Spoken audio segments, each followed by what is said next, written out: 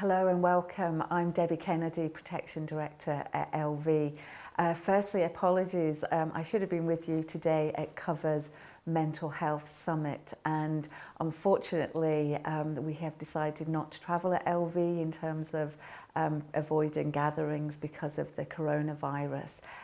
It has meant that we can't attend, but we really wanted to share some of our thinking about mental health and the challenges that the industry faces. So I would like to share with you an abridged version of the presentation I would have given. Hopefully you'll find it useful and I hope you enjoy it. Thank you. Hello and welcome. My name's Debbie Kennedy and I am Protection Director at LV. I'd like to talk to you today about the subject of mental health, but actually why we believe it's such a challenge for the protection market, and more importantly, what can we do about this? So first of all, why mental health, and probably importantly, why now? I think we recognise that in recent years, mental health has come to the fore as a complex and multifaceted issue for the insurance industry. And it's also one in which societal expectations are maybe at odds with how we treat this condition compared to how we treat, say, physical health conditions such as cancer or heart disease. And so maybe it's only right that we dedicated a day to this as the industry, via the Cover Summit on this, and why we're not just talking about other issues that potentially have more claims impact for the insurance industry. I think some of these stats that I feel we're all getting used to seeing now, 1 in 6 of us will experience a mental health problem in any given week. It's absolutely, I think, a problem for a younger generation now, and those people under the age of 24. There's a reason I wanted to touch on that as well, that they're seeing that they may be exposed to more anxiety and more stress than we've ever seen before.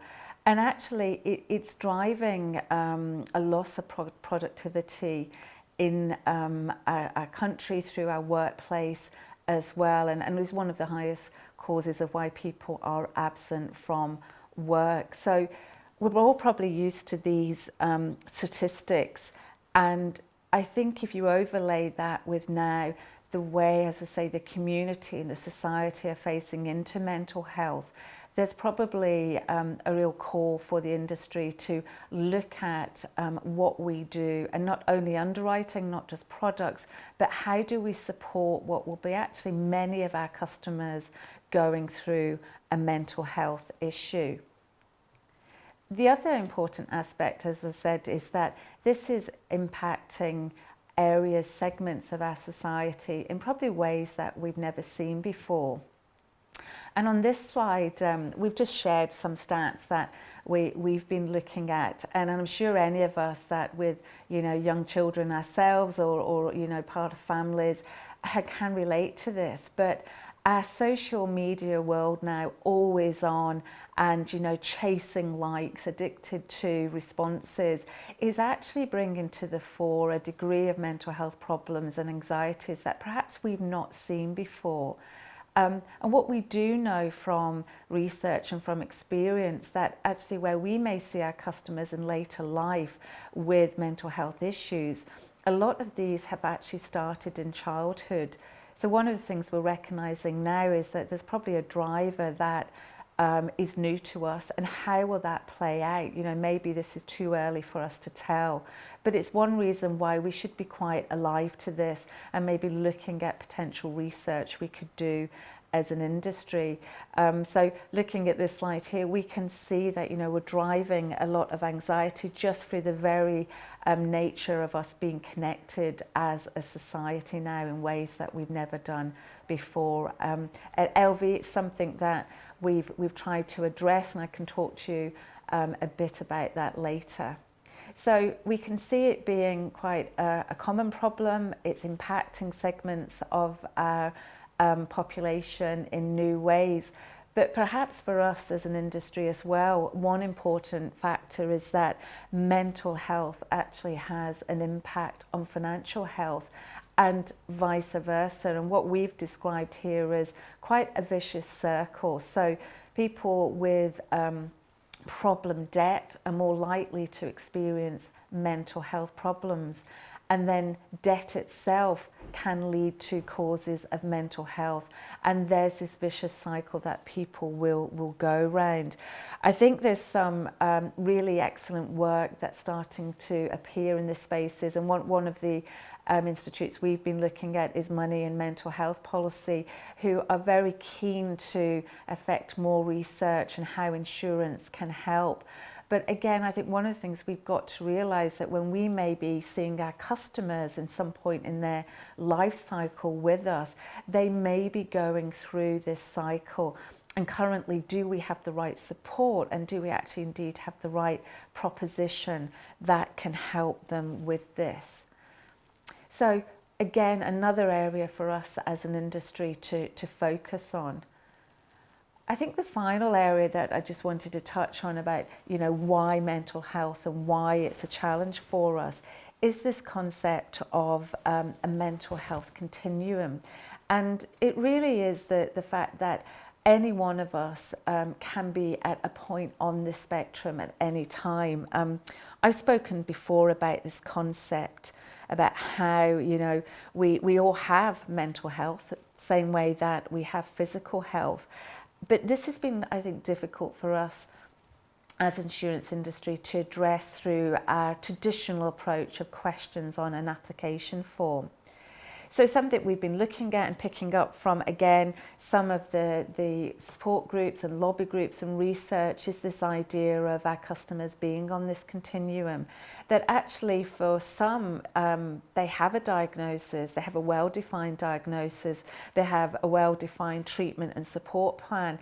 And actually for them, they can be in a very positive mental health position as a result of that. For others, there's no diagnosis as yet. It could be seen as a very generalized anxiety or a reaction to something within their personal life, either at home or work. And that's maybe much harder to form a view on, certainly much harder to treat. And they may not have yet accessed proper support for that. And it's often those cases where we find we may see some catastrophe almost later in their life where, things have got quite severe for them because they just haven't had that support. I think for us, we need to recognise this, that in some cases it's the ones that are going under the radar may be more of a risk to us than those severe cases with a proper diagnosis. And all along this continuum, there is the risk of stigma. People don't want to talk about this, or they're labelled just by the sheer fact of having a diagnosis that we have to be aware of.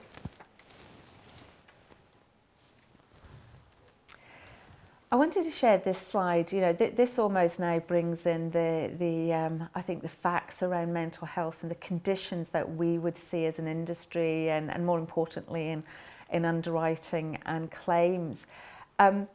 If I look at this, and it's one view where we've tried to categorise the types of mental health conditions people could be suffering from, I would say that we actually do quite well at dealing with the severe conditions, even to some extent those that are right at the sort of low right hand side of the scale where they're severe, persistent, and may actually have some complex needs as well. And that's mainly because there's often a diagnosis there, and I've said that there's treatment, and we have access to research that enables us to form a view on this, assess the risk, and give an evidence-based decision.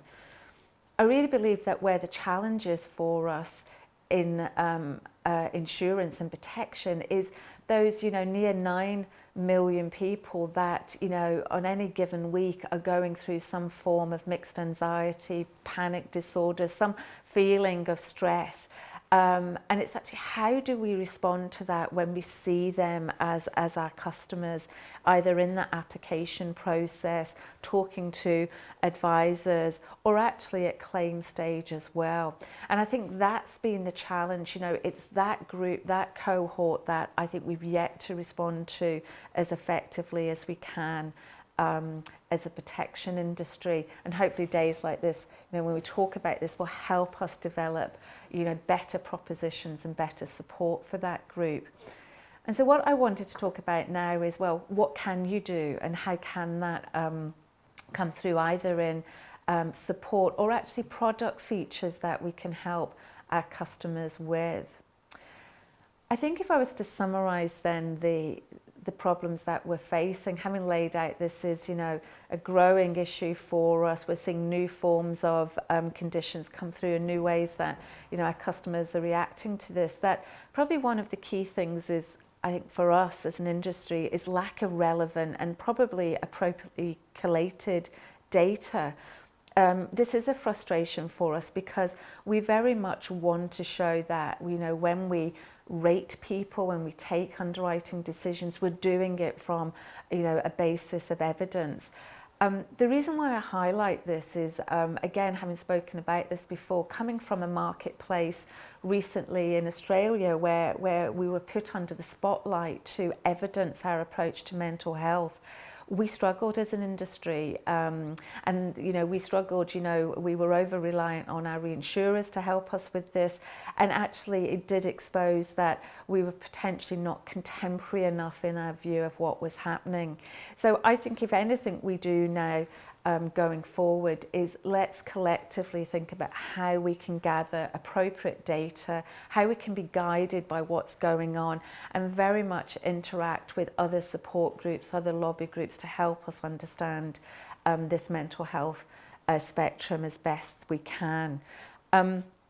As I've talked about, you know, there's a makeup of mental health that maybe is very different from your cancers, your respiratory conditions, you know, heart disease, in that the diagnosis itself relies on very subjective information, and maybe not related, you know, the prognosis itself may not actually have any relevance to that person's resilience and their ability to work, you know. And in the past we've had to take it that, you know, the diagnosis is an indication of resilience, which I don't think we can, you know, wholly rely on that.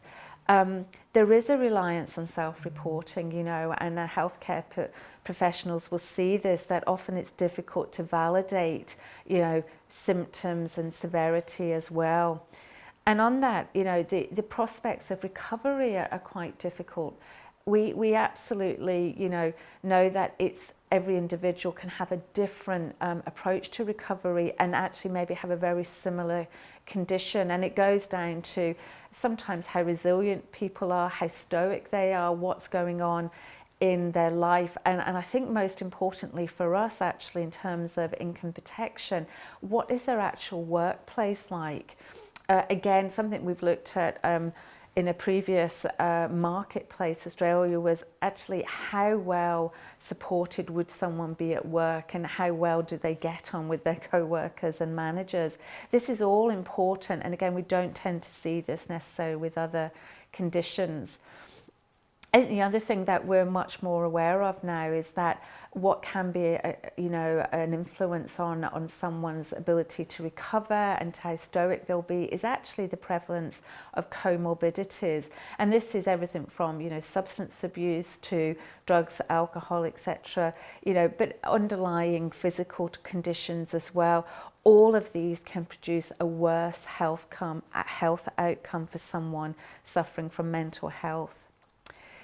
We're also aware that, you know, the fact that there are, you know, products out there that we've, you know, provided that, you know, support people if they do have mental health, and actually will, you know, replace their income. To what extent, you know, does the prospect of financial compensation influence behaviour? And I don't think we know enough about that.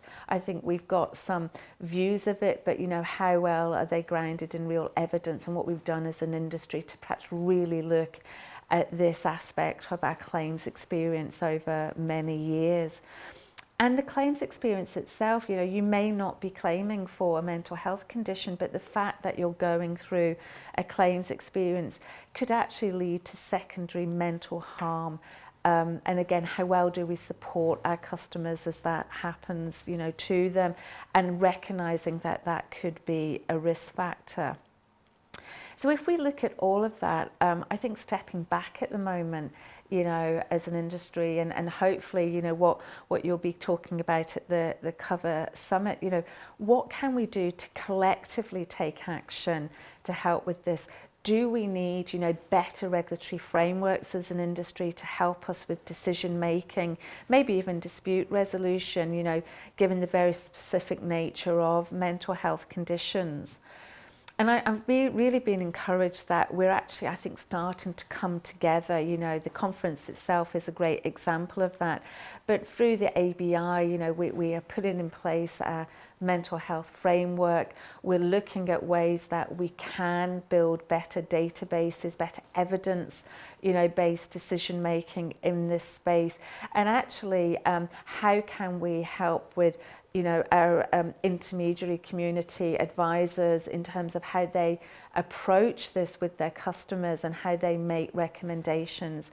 So I'm encouraged that we are doing that now. It's for obviously early days, but I think my call is, you know, that we all work together on this. I think what I finally wanted to share with you is that, well, yes, we can do that, but what can we do in the here and now? And actually, how can we take some action that can help us as a protection industry address mental health? So if I think of people being on that mental health continuum, what does that look like if we overlaid a protection continuum for mental health? And this is where we actually think about, where do customers come to us? What are their touch points, you know, in the life cycle of protection? And here we've looked at that from application, underwriting, the proposition itself and claim, and actually ongoing support. And we've actually looked at this in that we're often trying to get history from our customers. We want to know what their current position is, but actually, how does our proposition then support them on an ongoing basis? And then more importantly, you know, at that very point where they actually need us and there is a claim there. It's something at LV we talk about now, emotional fractures. You know, we do have our fracture cover, but what does that look like when it's invisible, when it's not so tangible, and how can we support people? To help bring this to life, I wanted to maybe touch on a few things that we were doing, and there are, I think, some great initiatives beyond LV as well in the market about what's happening, but maybe I can just talk to some of the stuff that we've been focused on here at LV. I think the first thing is that underwriting clarity. I think we need to, as an industry as well, actually talk about, you know, what is the offering for underwriting? You know, how hard is it to get cover if you've got mental health conditions? And actually, what can we do to ease that? I think we don't talk enough about that. Actually, majority of people will get accepted. And if I go back to that other slide, you know, that 8 million or so, that 9 million that are in that mild position. Well, you know, what we see with our own claims data and our own underwriting data, that 80% of protection applications, you know, if someone's got a mental health disclosure, are actually accepted immediately. They'll get a decision through our online quote and apply system, and actually 90% of those are on standard rates. And I think that's really important. Again, you know, we're often looking into sort of a much smaller segment here, but we have to do that well. And although we're saying we accept those at standard rates, what we're realizing, as I say, as we go through this spectrum, we actually have to offer support in different ways.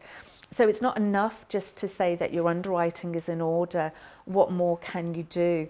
Again, one of the things we looked at is just when we do feel there is a risk, how do we deal with that? I've spoken before again about, I think, too much of a default underwriting tool, particularly for income protection, has been putting on mental health exclusion. So we've excluded the risk because we're not quite sure at that stage how it's going to turn out for all of those reasons that we spoke about, the subjectivity, the individual themselves and their approach to it. What we now do at LV is we will automatically review those exclusions, so they're not a set and forget. We actually come back and say, okay, can we now look at your conditions and how you're coping with this as an individual? And we've started to review those. We brought in this approach last year, so we're now coming up to some of those reviews. So again, early days, small data set, but actually in about 90% of the cases where we've reviewed those, and sorry, 80% of the cases, we've actually been able to review the exclusion. So that's really encouraging for us, and I think it's something that we'll push ahead with. And that will also now start to inform our actual underwriting, because if we realise we can remove it, can we do something at outset that means we don't apply the exclusion in the first place? We've also improved the questions that we ask, and we are trying to drill down much more into how is your mental health impacting you, and I think there's been some great moves in this again across the industry, but this is important for us that we find out more about that individual and we don't try and apply sort of a broad brush approach. So we will ask them about, you know, how the event's been triggered, take more time and care over that, but actually importantly ask them about their workplace, ask them about their employment history, have they changed jobs, and try and get a sense of how's that impacting their condition, and actually does it mean that we think they're in a very good space, or could there be some risk there? I think where we've really tried to focus though is that support area, and if I go back to that slide that I shared about, you know, young adults and the pressures they're under, one of the things that we're quite proud of now is that we've offered support to those customers that have maybe been dependents under their parents' critical illness product in particular, where they can have access to a care lines for 16 to 23-year-olds, and through Health Assured they can get dedicated support. And I think why this is important is we also know that that group probably aren't going to go and talk to a GP, and particularly not a family GP. So actually online support is a way that they'll interact better. We've also got through our GP services, our doctor's services, we've now got 24-hour support as well. So we know that we're there for our customers when they need us the most, in what way they need us the most. And that also includes, yes, GP appointments, but also some CBT treatment as well to help people. So I think recognising that our customers are experiencing this in different ways, how can we bring support to them? The other area that we're pleased to sort of look at is going back to that financial health and problem debt begetting mental health and going round in this cycle. What can we do to help those customers, and particularly in those vulnerable times? So we're introducing what we're calling a payment break. When we realise we're interacting with our customers and they're going through this period of vulnerability, we want to help them, and we're looking at actually providing a reprieve from paying their policy premiums up to 3 months. Again, I think this is something where the insurance industry can follow some of our banking colleagues in helping with this, and perhaps it's not part of the product per se, but we can take steps for them, I think more importantly, to make sure their cover doesn't lapse, because that could be, you know, enable an even worse crisis further on in their condition. So again, payment breaks, responding to support for them and being able to tailor it. But I think, again, one of the key things for us is how can we spot these things that are happening to our customers, and how can we provide better signposting, not only to our customers, but also for our advisors to help them as well.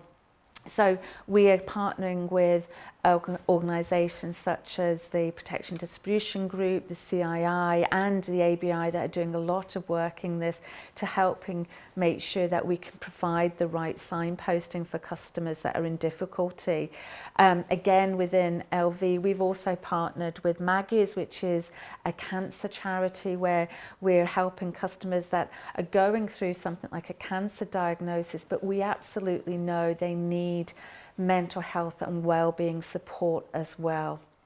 So I think this is just a number of examples about how an industry we can respond to this challenge.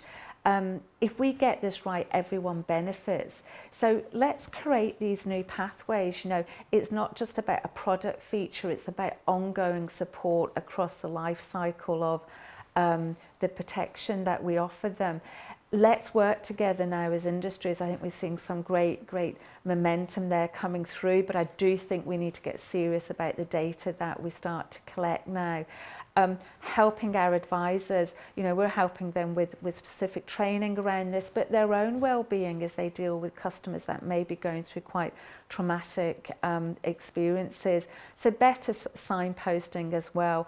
And I think more importantly, can we talk about this in a different way? You know, let's shift our view of this. Let's not try and shoebox people into very specific diagnosis and then we think very specific prognosis. Let's improve the way we talk about it, improve the way we act with society and the community on this. As I say, I think if we start this now, it can not only help us with mental health conditions, but I think it will help us how we deal with protection and other conditions as a whole. So thank you very much for listening to me today. Again, sorry I couldn't be with you. I hope you've found some of that useful, and best of luck for the rest of the day and the Mental Health Summit with Cover. Thank you.